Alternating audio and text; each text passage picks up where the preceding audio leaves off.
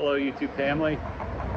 Been a week or so since I posted, so I thought it would be a time to post another video. I'm in downtown Santa Monica, about to catch that train to a free movie preview in Sherman Oaks at the Regal Cinemas. But I figured while I was sitting here waiting between lunch and my travel that I'd shoot this quick video because I was thinking about passion just now this morning and wondering, you know, whatever age you are, have you found your passion or your passions?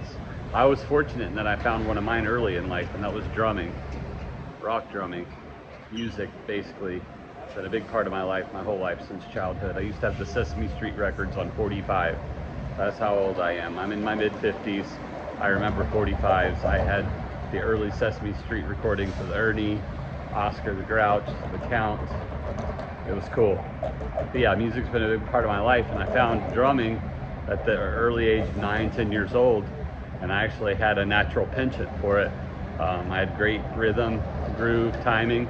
Well, groove I kind of developed over time. I didn't have that right away, but just the natural sense of rhythm, the interdependence between my limbs, which is really important. Right hand doing something different than the left foot, and yada yada. So I was really fortunate in that, and I pursued it. I played drums professionally. I played for pleasure in a church for many years. That's where I cut my chops. But I played professionally for years. I played in a TV show band on a local cable access channel. I played in the church orchestra, of course, and the praise team. I played in studios for a while in South Georgia and was paid for that professionally, and played venues all over Southwest Florida. And churches in Tallahassee used to call me up. So yeah, I pursued that passion, and it really gave me a lot of fulfillment, a lot of affirmation.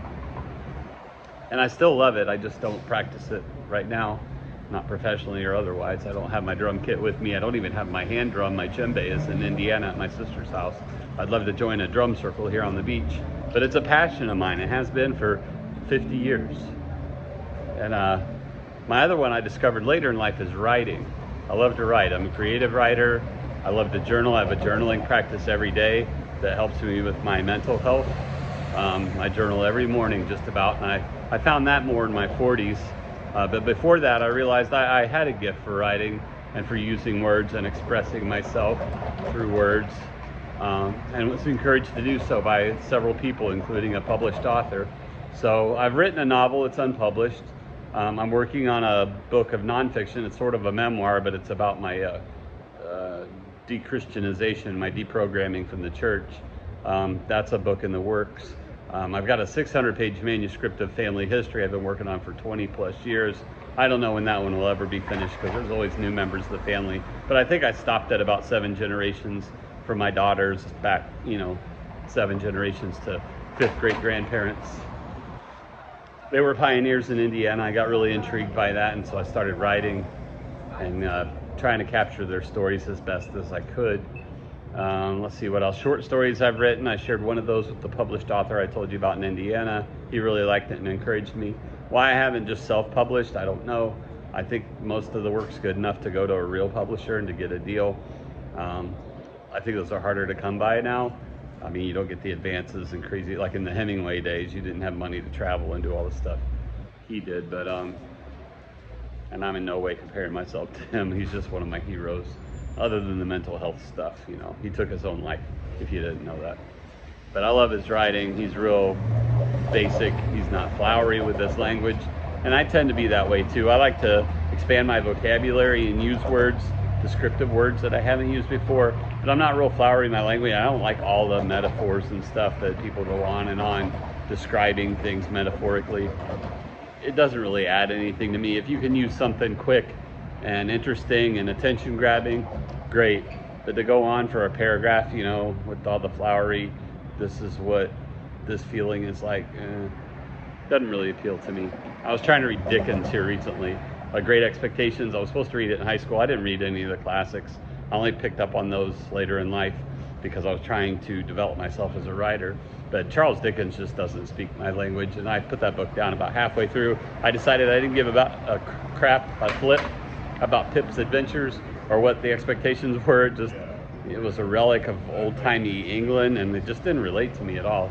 Hemingway more so, Steinbeck, you know, some of the American authors, yeah, more so.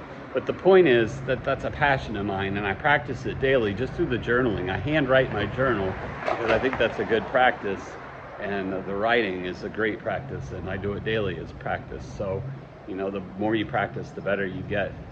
And sometimes it's real flowery and creative, the way I describe my day and my feelings, but a lot of times it's just mundane, chronicling, you know. Not that I'll ever go back and read most of it. I mean, I've burnt the majority of my journals at some point. I only keep the most current ones, and they'll probably go in the trash at some point. But it's the practice of the writing. It's getting the stuff out of me. I don't really need to go back and revisit it, but it's a good mental health practice. So I encourage you to do that whether you're a writer or not. You don't have to be a creative writer to jot down your feelings, to jot down some goals, to talk about your day and the way that things are going in your life. Just do that. It's great practice, great therapy. But if you have a passion for writing, I encourage you to do it as a daily practice. Put pen to paper, or if you're a computer or iPad person, type out your thoughts, your feelings, your creativity, let it flow out of you. But find a passion. It's never too late to do that. It's never too late to find your passion. I'm 56 years old, and I've only been practicing my journaling for maybe 20 years at tops. But I've been practicing my drumming for a lot longer because I just realized that that was a passion early on. And I was lucky. I had a gift and a talent that I could share, and I really enjoyed doing it, whether I was paid or not. The pay was better, but you know, it was a passion. I pursued it. Pursue your passions. Doesn't matter if it's for pleasure or professionally. You know, find the thing that really drives you and moves you, and pursue that, you know, for your own mental health, for your own enjoyment, for your own benefit, for your own pleasure. You know, find your passion. I encourage you to do it no matter what age you are, whether you're a teen or an elderly person in your golden years, your twilight years. You can still pursue passion.